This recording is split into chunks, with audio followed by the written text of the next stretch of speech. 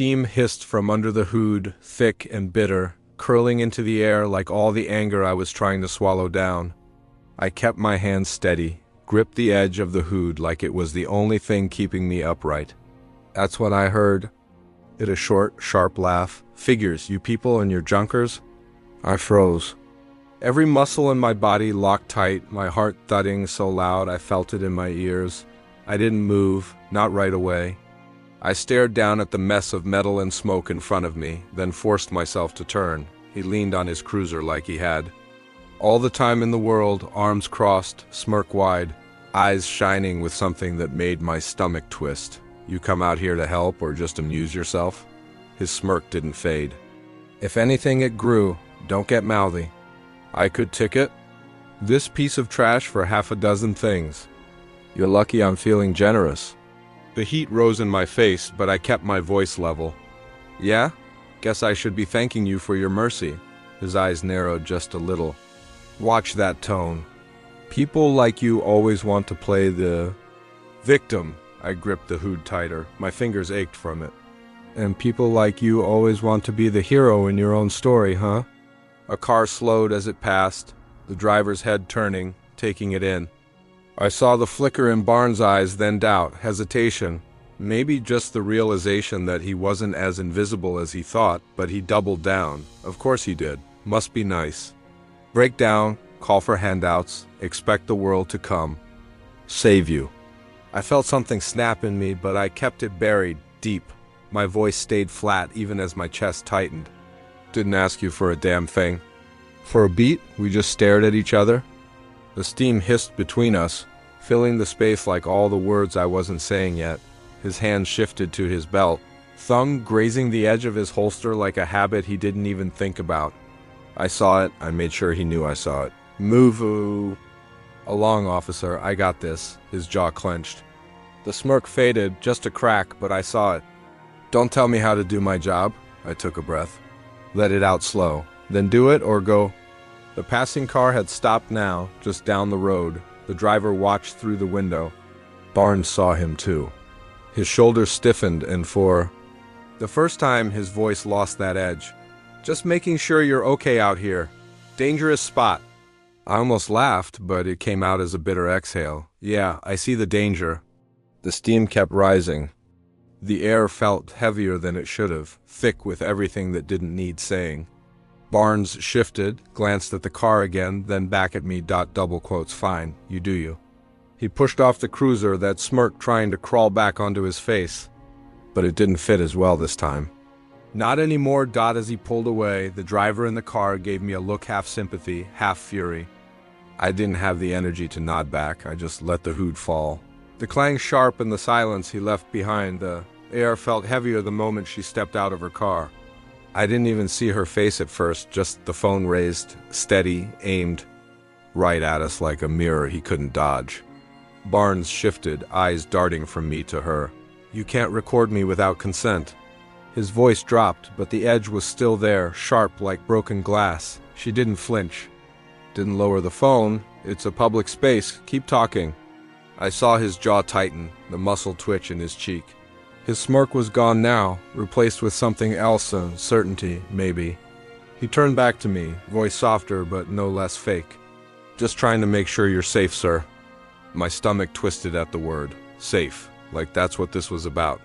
I shook my head, kept my gaze steady on him. Safe from what? My own car? She stepped closer, voice clear, loud enough for the camera, loud enough for anyone watching. Safe from you, looks like. His eyes snapped to her. His voice cracked a little, tried to sound firm. Stay out of it, lady. I felt the heat rise in my chest, every word from him like a match. I didn't back down. No, let her stay. Maybe she can remind you what the badge is for. Barnes took a step back, hand brushing his belt like muscle memory. The way his fingers hovered near the holster made my pulse hammer.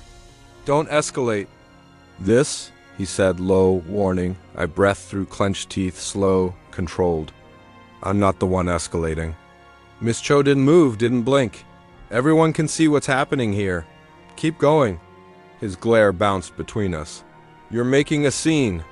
This doesn't have to get ugly. I almost laughed. It came out as a bitter breath. Already is ugly. Just not for me. His face flushed red, sweat starting to bead at his hairline. I could see him weighing his options, could see the shift as the recording sunk in. You think this video will change anything? His voice dropped to a hiss. I didn't answer right away. I wanted him to feel that silence. Then I said it, clear. I think it'll show people exactly who you are. Miss Cho added, voice steady, and maybe who you always were. For a second, he said nothing. Just stood there, breathing heavy, eyes darting like he wanted an exit that didn't exist. I didn't move, didn't speak. Just let him stand in it. Barnes circled my car like he was sniffing for blood, his boots crunching on the gravel, his eyes sharp, hungry. My hands stayed at my sides. I wasn't giving him anything to feed on. Your registration up to date? Insurance? His voice had that fake casual tone, but I heard what was under it, challenge, threat. Mind if I search? I folded my arms, planted my feet. No warrant, no search. His smirk twitched like it didn't fit his face anymore. Why so nervous? I let the bitter laugh slip out. Couldn't stop it if I tried. Not nervous, tired. He didn't like that. His eyes darkened like I'd taken something from him by not playing scared. Plenty of reasons a man gets tired. Guilt's one of them. Before I could answer, another voice cut through. Sir, a man, maybe mid-40s, clean-cut, had stepped out of his car, parked just beyond the mess. His gaze didn't waver. I saw how he treated you. I can back you up. Barnes snapped toward him like a dog on a leash yanked too tight. What is this, a rally? The man didn't flinch. His voice stayed calm. No, just someone who's done watching this happen. Miss Cho moved closer, phone still raised, steady as stone. No, just decent people. I felt my chest loosen. Just a crack, enough to breathe, enough to speak. Looks like I'm not alone out here after all. Barnes' glare bounced between us. His face red now, the smirk gone, replaced by something raw. You're all interfering with a police matter. Miss Cho's voice was ice. No, we're witnessing one. Barnes stepped back, breathing hard. Hand near his belt again. The move wasn't lost on any of us. Don't push this. My voice came out low, steady. You already did. Silence. Thick, heavy. My heart pounded against my ribs, but I didn't move. Neither did the others. Barnes. Eyes flicked to the phone, to the man, to me. I saw the cornered look. He was losing control, and he knew it. I'm done with this circus, he muttered. But it didn't sound like victory. I held his gaze one last time. So am I. And for the first time, I saw him blink first. The crackle of static sliced through the air like a blade. Barnes' hand shot to his radio, the smirk slipping as a voice came through, tight and urgent. Unit 12, confirm ID on that individual at the scene. Urgent. Barnes frowned, stepped back like the words had pushed him. Name. His voice didn't have that edge anymore. It was smaller somehow. I stared at him for a beat, then spoke. Slow, clear, I gave my name. The one he hadn't bothered to ask until now. He turned, radioed it in. His fingers tapped the mic too fast, like he couldn't help it. The air felt thick while we waited, like the seconds were stretching just to choke him. Then came the reply. Copy. Confirmed. Sir, he's the registered owner of that property that was vandalized last month. Good standing, no priors, no flags. I watched it hit him. His eyes shifted, his whole face changed, the smirk was gone. What was left looked almost hollow. Why didn't you say something? His voice cracked around the words, trying to sound. In control, failing, I didn't blink, my voice was steel. Why should I have to? For the first time, Miss Cho stepped right into it, her phone still steady, her voice cutting clean. Because you assumed the worst. Barnes opened his mouth. Closed it again. His hands hovered near his belt like he didn't know what to do with them now. Mr. Lee spoke, quiet but firm. It's not his job to prove he belongs. It's yours not to assume he doesn't. Barnes turned from one of us to the next, like he was looking for an exit that wasn't there. The weight of the radio's words hung between us, heavier than anything he'd said all day. I kept my gaze locked on him. Say it, say what this really was. His lips moved, but no sound came. Out. He swallowed hard, the color draining from his face. Look, I didn't mean for it. Miss Cho didn't let him finish. We saw what you meant. And in that moment, with the radio still crackling at his hip, Barnes looked small. Smaller than I'd ever seen a man in a uniform look. I felt it before I saw it, the weight of eyes on us. The air shifted, thick with more than just heat. People slowed as they passed. Some stopped. Phones came out. I caught the glint of a camera lens aimed straight at Barnes. A voice called out. Sharp with curiosity, maybe concern? What's going on here? Barnes' hands went up, palms out like he was the one under threat. Just a misunderstanding. Misunderstanding. My teeth clenched so tight it hurt. I shook my head, took a step forward so everyone could hear me. No, it's not. He treated me like a criminal for standing by my own car. The words hung in the air, heavy, undeniable.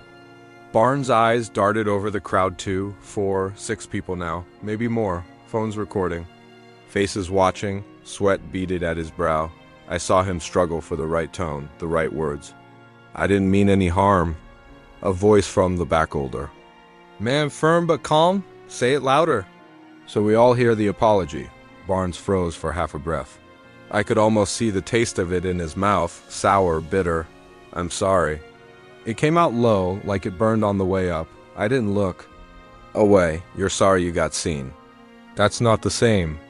He opened his mouth, but nothing came out. Miss Cho spoke, steady, clear. You want to say it again? With meaning this time? Barnes' hands dropped to his sides. His voice cracked. I said, I'm sorry. What more do you want? I felt my heart hammering. I want you to mean it. I want you to know what you did. The crowd pressed in closer, quiet but present. One man muttered, This is what always happens. Caught, then sorry. Barnes looked around, trapped now, nowhere to hide. It was a mistake. I didn't think. I cut him off. No, you didn't. That's the problem. His shoulders sagged. For a second, just a second, I saw it, the weight of his choices settling on him. Please. I didn't want this. I felt the words rise in me, raw, real. Neither did I. And in that moment, the silence of the crowd spoke louder than any of us. His voice cracked before the words even fully left his mouth. Look, I've got a job. A family. I didn't mean for this. I didn't move. I didn't let him off the hook with a nod or a glance away. My voice came low, steady, but heavy enough to pin him where he stood. You didn't mean for it to be seen. That's all. I watched his shoulders drop like the weight finally settled on him. The badge didn't look like protection anymore. It looked like a chain. Please. His voice hitched, small in the thick air. I can't. This'll ruin me. I felt the tightness in my chest, the storm that had been building behind my ribs. Like you tried to ruin me?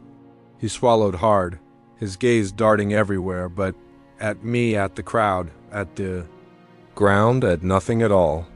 His hands opened empty. I could almost hear his pride hit the floor with them. A woman's voice sliced through the tension, loud and sharp from the edge of the crowd. Let him feel it. The people around me weren't just watching anymore. They were waiting for me, for him, for justice that never seemed to come unless it was dragged out. Kicking and screaming, Barnes shook his head, his voice cracking at the edges. I didn't want this. I was trying to do my job. You don't understand what it's like? I stepped forward, just enough so he couldn't pretend he didn't see me, couldn't pretend we weren't standing in this moment together. No, you don't get to say that. I know exactly what it's like. Every damn day, his eyes finally met mine. They were wet. He blinked fast like that would hide it. I messed up, okay? I messed up. Just please. The crowd pressed closer, their silence loud enough to shake the ground. You thought you could laugh at me, belittle me, and walk away clean, I said. My voice didn't rise, but it didn't need to. Every word landed hard. You didn't count on witnesses. That's the only thing that changed. Barnes let out a shaky breath. I wasn't thinking. I swear I wasn't thinking. I stared at him, the man who tried to strip me down with words and power. And now here he was, stripped, there by his own. That's the problem. A murmur ran through the crowd like wind through dry leaves. I heard someone say it, soft but sure, let him answer for it. Barnes' voice dropped to a whisper, hoarse and broken. What do you want me to do? I breathed deep, felt the burn of the air in my lungs. Own it. Say what you did. Say. It's so they all hear. He hesitated, but I saw it the moment he realized there was no way out but through. His lips trembled as he forced the words up. I judged you. I treated you like you were less. Because of how you look. His head hung, shoulders trembling. The crowd held the moment, let it settle, let it burn, and I stood there, steady, because I wasn't the one broken anymore. The sound of the siren was faint at first, but it cut through. The thick air like a blade. My heart thudded, steady but heavy, as the cruiser rolled to a stop. I didn't take my eyes off Barnes. His face had gone pale, sweat shining on his forehead. The door swung open and boots hit the ground. Barnes! Inside the car, now. The voice was sharp, no room for argument. The captain didn't even look at me at first. His gaze was locked on Barnes, like he was seeing the mess his officer had made and couldn't decide what to clean up first. Barnes stammered, voice cracking like dry wood. Sir, now, it wasn't loud, but it was final. The kind. A voice that didn't ask twice? Barnes hesitated just a second, like he thought maybe he could still explain, maybe save face. But then he dropped his gaze and walked to the car. The door slammed behind him, louder than the siren, louder than the crowd's whispers. I felt my fists unclench, slow. The tension didn't leave, not fully, but it shifted. I watched the captain step toward me, his eyes finally meeting mine. You? Have my apology. His voice was lower now, stripped of any performance. He's done, we'll handle this. I stared at him, felt the burn behind my eyes that I wouldn't let show. My voice came out low, steady, but tired in a way I didn't know how to hide. About time someone did. He nodded, like he wanted to say more but didn't have the words. Or maybe knew no words would be enough. Ms. Cho stepped forward, phone still in hand, but lowered now. Her voice was clear, cutting. And maybe train the next one better. The captain's jaw tightened. His eyes flicked to the crowd, to the phones still recording, to the faces watching him the way they'd watched Barnes. I intend to. I didn't believe him. Not yet, maybe not ever. But I nodded once, because I was done giving him anything more. The captain glanced at Barnes through the window of the cruiser, then back at me. You want to file a formal complaint? I'll make sure it sticks. I breathed deep, let it out. Slow, the weight of the moment pressed heavy on my chest. You saw what happened. They all did. Make that stick first. For a beat, he said nothing. Just stood there, caught between what he wanted and what he owed. Then he nodded again, slower this time, like he understood. The crowd began to murmur, shifting, the tension breaking just. A little like air let out of a balloon. Phones lowered, people exhaled, but no one forgot. The captain turned back toward his car. His shoulders set heavy. Miss Cho looked at me, her expression softening, but the fire still there behind her eyes. You. Okay? I shook my head, honest. No, but I will be. And I meant it. Because for the first time today, Barnes wasn't the one in control anymore. The noise faded slow, like a storm moving off into the distance. The weight of all those eyes started to lift, but not enough. Not yet. I watched the crowd thin out. Phones lowered, voices softer now, scattered like leaves after the wind. My heart still pounded, steady but worn down, like it had been fighting too long. Miss Cho stayed. I felt her there before I saw her move beside me. She didn't say anything at first.